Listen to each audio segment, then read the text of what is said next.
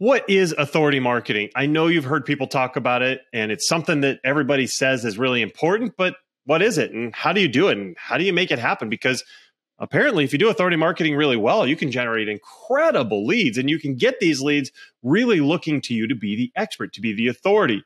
Lots of questions around it, though, on how you do it. Well, fortunately, Frank Husmann came in. He's the CEO and founder of Maxiality, and he helps companies become the number one choice in their industry. He's done it over and over, and he did it himself with his own exit. So authority marketing can really help you leverage your own expertise to become that number one choice for your market. So he goes through some exact ways of doing this and actionable methods so you can follow this and actually become number one within your industry relatively quickly. Definitely check this out. Welcome to Scale Your SaaS, the podcast that gives you proven techniques and formulas for boosting your revenue and achieving your dream exit. Brought to you by a guy who's done just that multiple times. Here is your host, Matt Wolach. And welcome to Scale Your SaaS. Thank you very much for being here. By the way, if this is your first time with us, this is a show dedicated to helping you understand how to grow an amazing SaaS company. So you're going to learn how to generate a whole bunch of great leads. You'll know how to get those leads emotional, convert them, and close them. And you'll understand how to scale a sales team to help you do it all. And if you want any of those things, definitely subscribe to the show right now. That way, every week, you're going to have amazing experts and innovators and leaders telling you exactly what to do so you can scale your SaaS. These are people who help SaaS companies or are doing it themselves. You're going to want to hear from these unbelievable experts. And I've got one of these incredible people with me today. I've got Frank Husmann with me. Frank, how you doing? Hey, Matt. Thanks for having me. I'm doing great. How about yourself? I'm doing great as well. I'm really looking forward to this episode. So thanks for being here. And I want to make sure everybody knows who you are, Frank. So Frank, he's the CEO and founder of Maxiality. He is a former SaaS founder himself, and he's now focused on helping SaaS leaders claim their authority. I'm really looking forward to hearing more about that. Maxiality, this company transforms B2B companies into the number one choice in their industry so they consistently generate opportunities, shorten their sales cycle, and lower their acquisition costs. All things that we all want. So, Frank, I'm super excited to talk. Thanks for being on the show. Yeah, thanks for having me, Matt. Yeah, great. For sure. So tell me what's been going on with you lately and what's coming up. Yeah, so, we've actually been onboarding a few new clients, and that was kind of an interesting period, of course, because you know how it goes, right? First, you need to talk to some prospects, then they become clients, and then now we're actually out of capacity at the moment. So that's a luxury thing, to be honest. And so we're just in the phase of just rolling everything out right now. And it's always great to meet new SaaS founders. That's what we work with most of the time. But next to that, we also have the other clients that we're still servicing, of course. And it's really fun, and I think there's still so much opportunity in SaaS still. So I'm seeing this every other day actually. Yeah. So cool. Congrats to you on building your business to that point. And it's one of those things. It's kind of funny.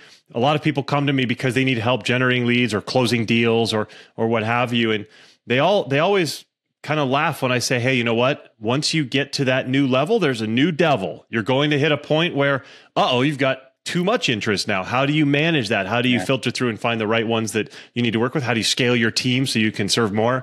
It's so funny how there's just different challenges at different levels. And it's like a game, crazy, Matt. Right? That's what I always compare it to. There's always an end boss on every new level, and then there's another end boss, and there's another end boss, and there might be an end of the game, of course. I mean, it can be like when you sell a company or you do an IPO or whatever. But then there's, of course, a new game. So true. Beating that end boss and getting to the next level is our goal. We'll be right back.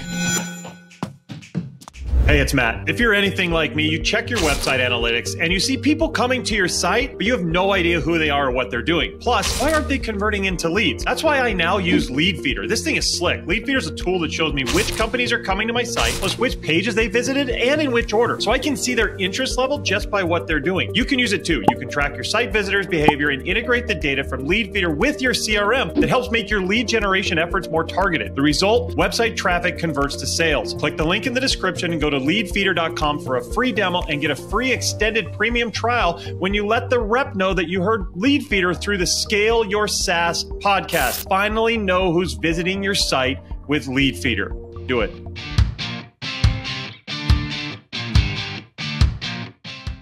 And we're back. I want to go back. So what made you create Maxiality? How did this whole thing happen? Yeah, so like you mentioned in the intro, I'm an ex-SaaS founder as well. And so my company created B2B marketing software. And at some point, I think after 5 years or so, I sold the company. And after that, people started calling me, especially investors. They called me with the question that, hey, Frank, you know a little bit about creating a SaaS company, marketing it and sales, doing some sales. Do you want to help me with the investment I made? And can you help these people grow their SaaS business? And I was like, yeah, sure, why not? Because I like to share the knowledge that I've built up. And of course, the people the connection that I made as well. And yeah, that's how I got the ball rolling. And I think 2 years ago, that was about 3 years ago. And 2 years ago, I was like, maybe I should productize this into something and see if I can create some smart agency out of it, because there are many people that create an agency and most of the time it's an hourly based model, and we are more trying to systemize everything and productize everything, still helping SaaS founders becoming an expert in their niche in their market. I love it. I love it. And one of the big things you talk about, and I love hearing this, authority marketing. Can you talk a little bit about what authority marketing is and how can B2B SaaS leaders implement it? Yeah, so authority marketing is basically using the knowledge that's in the organization, and most of the time it's the founder or any other subject matter expert, using that knowledge to become an expert in the industry. And when you do that long enough, you become an authority in that industry. And when you're an authority, then you will draw clients to you with not only clients, podcasts, invites, speaking opportunities. It will be a lot easier to get talent to work for you as well. And I mean, that's the thing that we're doing right now. And actually, that was something that I did as well for my SaaS, because we were in the B2B marketing space in Western Europe mostly. And we just created lots of reports and stuff like that. We were in the channels that our audiences were as well. We created so much of our own data to show that we were knowing our stuff. So you can do it in a couple of ways. We used a lot of data, but it can also be just sharing your journey and sharing about the things that have been going on with your prospects or your clients, basically. And the thing that I've been seeing with lots of SaaS founders is that they got a great product, but they tell a lot of things about their product, right? Especially in high-ticket B2B SaaS, that it's so product-focused, so feature-focused. And if we're lucky, they talk a little bit about the jobs to be done or maybe about their ICP, but that's still so shallow. And the thing that I like, but the founders are always passionate about their product, right? So I try to get that passionate knowledge out of them and make sure it's there on all the channels that their ICP is at. Yeah, I love it. I love it. It's so true. I like the way you're saying it, because something I teach my clients is don't sell your product, sell the results. And if you just push product, feature, it gets boring and it looks the same as every other product out there. But if you talk about the results and all the amazingness that so-and-so was able to accomplish, and look at what she did, look what he did, that's going to get big time, lift for your numbers. And it's something that actually works. It sounds like that's working for you and your clients as well. Yeah, it's funny. If you check about 10 B2B SaaS websites, if you check the LinkedIn company page, you compare it to a couple of founders of the same companies. Sometimes it's night or day, if we're lucky, basically. But sometimes the founder is doing nothing. And the company page only posts stuff about a new feature, a new hire, or a new PR thing that makes no sense at all because, I don't know, they got some funding, whatever, which is great. But still, I mean, and there's no expertise really. And that's what we've been doing. And it's also because of the whole B2B marketing and sales space has changed a lot in the last 3 to 5 years, I would say, because everyone in the marketing space was just running the HubSpot playbook, create lots of inbound leads with lots of crappy white papers. That kind of worked for a while. But that whole motion is really, I think it's dead in the water. Why? Because of the high costs to acquire these leads. And the second thing is these leads are just leads. They're just maybe people that are interested in the topic, right? But we've been pushing them to sales a lot. I mean, you know all about it, right? And they get calling the 100 people, and it just ends up into nothing. And this used to work, this motion, but the buyers are smarter as well. And the second thing that's also part of that problem is with the playbook. I mean, is that the buyers are really smart as well. They know they're going to get bombarded by whatever text messages, WhatsApp messages, emails, LinkedIn messages, whatever, nurture campaigns. That's a challenge right now. So one of the things that I've learned over the past, I think, 2.5 years is that if you flip that, it's actually now called demand generation, but whatever, right? At the end of the day, it's just showing your expertise and doing that in a consistent way on all the channels that your prospects are at. So it's a way of content marketing in the end, but with more focus on distribution. And last part about it is that the things that work really well, you can push that with ads, especially on LinkedIn because of the ICP that's most of the time on LinkedIn. So if you do a lot of organic stuff and you know what works, showing your expertise, you can push that with LinkedIn ads. So it really just gets into each other and helps each other. Yeah, sounds like it. And I love what you're talking about how founders need to leverage their expertise, because you're right. So many founders I work with, they came up with the product because of their own problems. And so they've gone through these things. They're living the life that their own prospects and their market is living. But how do you recommend that? Let's say a founder's like, okay, I believe it. Frank has taught me that I need to do this. What do they do? What's the best way for them to kind of leverage that expertise? Yeah, so there are two ways to do it. I can tell you how we do it, or you can do the do-it-yourself route. So let's just focus on how we do it, is that we plan one interview every month with the founder for 1 hour. And we just make sure that we plan it every month, because you know how busy these people are, right? I know it from experience. So if you just plan it, it's there, and it can be rescheduled, but hopefully not, right? So this 1 hour, we of course will prepare what we're going to ask.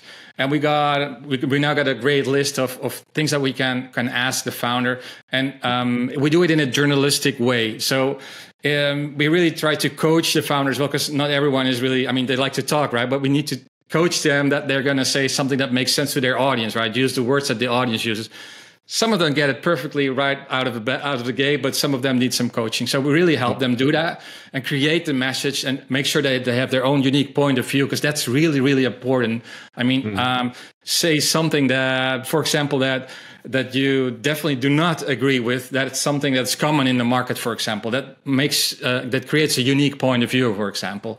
And there are so many other things that you can do to create a unique point of view, because if you do that, then you will really stand out in the crowd. So that's 1 hour of an interview using a tool like Riverside or Zoom, whatever. And that interview we'll use to create a blog article, LinkedIn organic post, LinkedIn ads, of course, a newsletter, YouTube videos as well. And the best stuff that works, we'll put it next month in the LinkedIn cold layer, or maybe in the warm layer, in retargeting audience, which whatever works, because we record different snippets. And we'll have a library for sales as well, because we're using the videos as well, because some of these are just FAQs, pre-sales FAQs, for example. These are the easy ones to record. It's going from left to right. You have just marketing and sales. And I think this has always been the missing link, more or less, that sales was always complaining about marketing, and marketing was like, let's talk together, but they're busy, whatever. There are always different reasons. And if you do it like this, you get all the information from the horse's mouth. And the questions are, of course, sourced from our own experience, from sales team, from customer success, support, whatever, So we'll have great questions that will help move forward. Months or even longer, of course. Yeah. That's the process that we're using. And the do-it-yourself process would actually be the exact same one, right? Just do all the work. With some more preparation. Yeah, and the problem there is, one, the time that you have to spend to do all that, and then the expertise. Like, a lot of people don't know exactly how to pull off all of those channels. That sounds like from one interview, you're creating an amazing multi-channel bit of content that's really kind of building the buzz within the industry for this founder and this company. I think that's really phenomenal. So it's from my perspective, basically, I learned this a long time ago from a mentor of mine, and he said, "Hey, with marketing, you can pay with money, or you can pay with time." And essentially, I love that you guys are doing a great job, but making it so that the founder doesn't have to spend all that time. Spending 1 hour a month to get all that content's incredible. Yeah. Thanks, Matt. And I also speak to a lot of marketing managers as well. Some of them I coach as well. And they always have the problem of time, right? Because they need to do so many other stuff as well. And it's really a challenge to do this so you make sure you're doing it always. Because at the end of the day, you don't become an expert or even an authority overnight or in a month or so. We see results. Well, it depends. I mean, we've seen results in 10 days, which is insane. We can talk about it later if you want, but most of the time it's in 3 months, we're definitely going to see results, but in 6 months, you're going to be a real name in the industry. And in 12 months, you're definitely going to be an authority. If you make sure, of course, I mean, you're not going to be the authority in, I don't know, CRM or whatever, but in a niche in CRM, you're not going to beat Salesforce in 12 months. But yeah, that's basically the idea. And the time is definitely an issue. And the other thing is that, especially marketing people, they are more or less, and this is not really trying to be negative about marketeers or marketing managers, but it's sometimes just checkbox marketing. It's like, oh, we need to create a blog. Oh, we need to create a social post. We need to put something on the LinkedIn company page, or we need to do a webinar or whatever, you know? Oh, we need to make a leaflet, a brochure, whatever. And but it's not from a strategy, one. And it's all really, okay, we need to create something. Nowadays it's just, let's fire up ChatGPT and we'll create a blog article or whatever. It's like, well, okay, maybe you should talk to a subject matter expert. I really hope that people are doing that. But I mean, and if you schedule it regularly, you will have so much, the content will be so much better, and you will definitely going to beat AI as well, because it's going to be unique. Very true. Very true. And I know that, you know, creating credibility, building trust, building credibility, I think it's so important. How are you doing this? How are you helping founders and leaders achieve that? Yeah, so I think you mentioned that it's so important, and the reason why it's important is because we're in SaaS space, and you can't touch it, you can't ship it in a box, so and you can make lots of pictures of it, right? So it's really, it's not tangible, so that's quite hard. That's one, and the other thing is that, especially nowadays, unless you're in unknown territory, creating your own category, there are quite a lot of competitors in your space, probably. Even if you don't know yet, there will be, right? Because of the entrance to enter the software space right now, which is great because, I mean, there's still so much opportunity left. But the thing is that if you want to stand out, it is important to show your expertise in the end, because then you will not have, and it can be done in other ways as well. You can create a great community around your software. That will work as well. But creating community is really hard. But that's another route that you could take. So we're going with the expertise route. And your question was actually, how can they do that, right? Am I correct? Yeah. So, okay, yeah. If you're going to boil it all down, then what you need is a schedule, of course. That's what I started with. And if you want to talk about the nuts and bolts, we use a lot of AI as well to create the stuff that we're doing. But it's also, since we're SaaS founders as well, my co-founder has also helped skyrocket to SaaS. We know what's going on in the founder's mind, right? You're not talking to an intern or someone that doesn't really know a lot about what's going on. So we're talking about with C-level people from sometimes big corporations, scale-ups or corporations as well, that have got software as a service products running. So we know what they're going through, and that really helps as well. So that's the first part. And the second part is, how do we do it? Well, like I mentioned before, it's just Riverside, and then making sure that we create a process. We systemized everything, basically. So some of it is, how can we generate a LinkedIn post from that? We definitely know how that looks, from the hook to the visual that we need to post, or the carousel that we need to make, and that's all systemized. I love it, and I'm a big believer in process. Those of the audience who have listened to the show for a long time, many of my clients who listen to the show, they'll know I'm very focused on process. I love that you have this system that you know that works, it's proven, and you can implement it and probably customize it to each prospect for their own particular market and their needs. But I think that's really important, because so many times, like you said earlier on, people are focused on pushing the company, and especially on social, they're pushing the company, but people buy from people, and people trust people more than the brand. And if you can focus on building the brand of that person, of that authority, of the figure who's maybe the face of the company, whether that's the CEO or what have you, that is actually something people can connect with. And I always tell my clients, it's so funny, you know, Tesla has like 15 million followers on Twitter, but Elon has like 180 million followers, just because it's that personal connection that people really resonate with. And too many people don't understand that and aren't pushing their own personal brand. Yeah, I think Elon is the best example of authority marketing. You got that one right, Matt. Very, very true. Very true. Okay, so what are some of the mistakes that companies are making? What are they doing wrong? What are some of these pitfalls in authority marketing that they got to watch out for? Yeah, that's a great question, Matt. So one of the mistakes that I see is just people just, they just are like, okay, so we need to create videos, right? So they're going to grow all crazy, which is, I mean, it's always great to experiment with something, but I mean, you need to always set some goals. What do you want to do? How do you want to do it? What are the things that it always start with some sort of strategy and talking to your customers as well, because it's so easy to talk about your product, but it's really hard to talk about the problems that your clients are facing or your possible prospects are facing, right? But I mean, at the end of the day, it's not that hard, because when you founded a company, you definitely know what they're going through. But anyway, I sometimes see that go wrong, that you're not going to think about what the audience, your prospect, really want. So, I mean, it's not that hard, but I still see that go wrong. And the second thing is that not having a unique point of view. I mean, you can create all kinds of stuff about, I don't know, SaaS and sales, right? But if there's something unique, and I mean, what makes you unique is, for example, your track record, Matt. I mean, if you had a couple of exits, right? That's something that a lot of people do not have that talk about SaaS and sales. I think from my end, I've had an exit as well, so that makes me unique as well. And I think another part of my point of view is that I'm really not a big fan of the old way of generating leads and leads and leads. So that's something that I'm really passionate about. Let's put it in that way, because I know there's another way, and I see it with my clients as well. And not only with my clients, I see it for myself as well.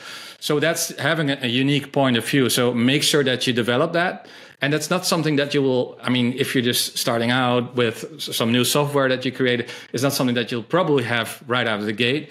It's something that you learn to develop. And there are great questions that you can ask yourself, or your team can ask you. And one of them is, like I mentioned before, what's something that you really disagree with, that's something that is going on in your market. That kind of helps as well. Yeah. Yeah, I think that's great. Yeah, it's just kind of explaining some of the things that you counter against what the common thinking is super important. It gets people energized. It starts to shift beliefs. That's one thing I think that's really powerful. If you can help shift beliefs and getting people to kind of think differently, that's a big win for you. We're kind of getting towards time. I want to ask you, people, you've done a great job of convincing us that we need this authority marketing. So what advice would you give to a new software leader who says, okay, we got to do this for our company? What would you share? Yeah. So, I mean, one of the things that I would like to my advice is always, please talk to your customers as much as you possibly can, because they never do. Yeah. And this has nothing to do basically with marketing or authority marketing, but it's building a great product that works for your audience, right? And I mean, yeah, and it's always hard because you get so many things that you need to do. But yeah, please try and talk to your customers or your prospects. That's my number one advice for any SaaS founder. It doesn't matter if you just got 5 million or 100 million from a VC or you're just starting out. It's really important. So that's the one thing. And the other thing is that if you want to go the authority route, I think you should start right out of the gate as well, because people need to know that you're doing something, that you're trying to solve their problems, and that you know what their problems are like. So you better start early. And the greatest thing is that if you start early, you will have lots of content that you can use in all these different channels that we're talking about. And it's even more important right now because of the whole dark social thing that's been going on.